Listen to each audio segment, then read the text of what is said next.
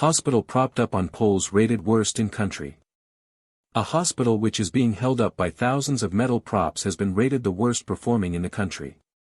The Queen Elizabeth Hospital, QEH, in King's Lynn, Norfolk, came bottom of the league table of 134 acute hospitals in England.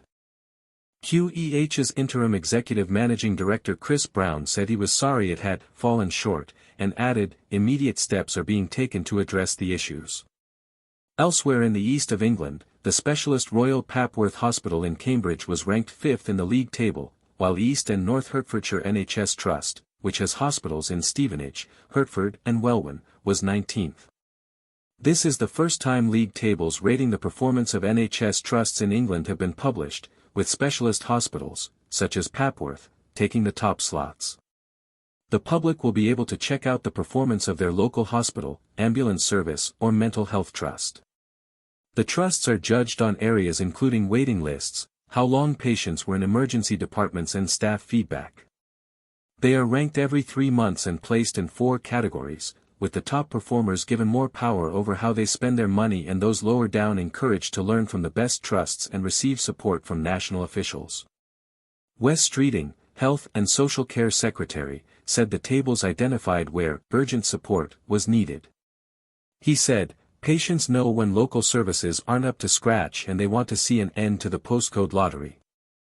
Mr. Brown said measures already in place at QEH included steps to reduce long emergency department wait times by recruiting more specialist consultants, plans to create an urgent treatment center in 2026 and tackling delays of cancer and diagnostic waits.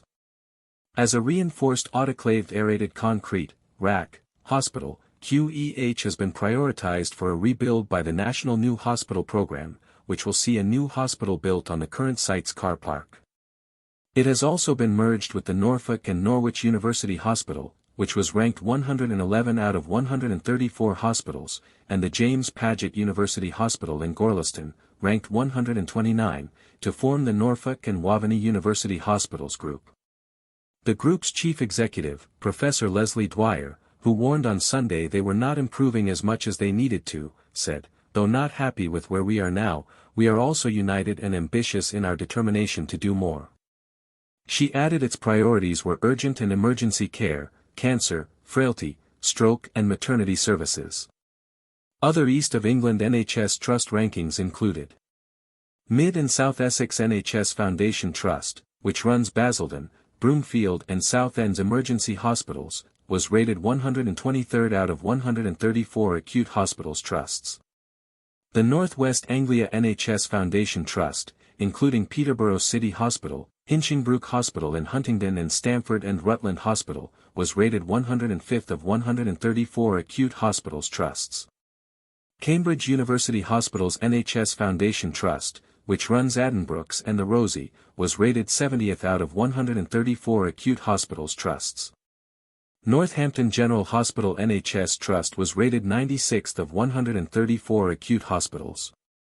The Norfolk and Suffolk NHS Foundation Trust, which provides mental health services, was rated 57th out of 61 non-acute hospital trusts.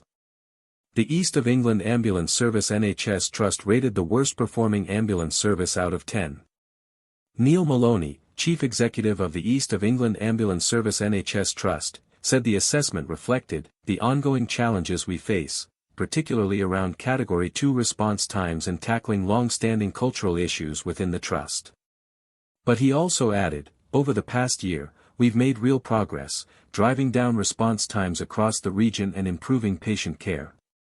The Norfolk and Suffolk NHS Foundation Trust has been contacted for comment.